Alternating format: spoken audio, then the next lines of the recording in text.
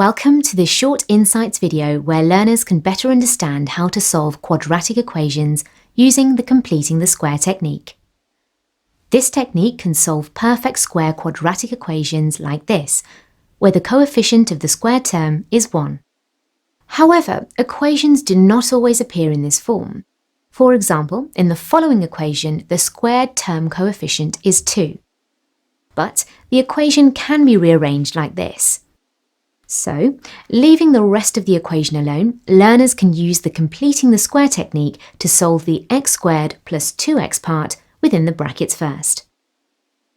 An important mistake learners often make is to correctly solve this, but then forget to replace this back into the original quadratic equation to score full marks. Simple geometry can help students visualize how the completing the square technique works. If our general formula is to solve x squared plus b times x, learners can think of this equation as two rectangles and we need to find out the area.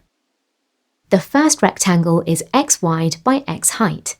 Its area represents the x squared part of the equation and is a square. The second rectangle is b long and x wide. Its area represents the b times x part of the equation. Now, learners could rearrange these shapes like this. And if we were to complete the square, it would look like this. So, the total area is easy to work out. It's x plus b over 2, all squared. But we don't want the blue square. It's not part of our equation. So we have to subtract b over 2 times b over 2, which is b squared over 4. So the answer to the general solution becomes.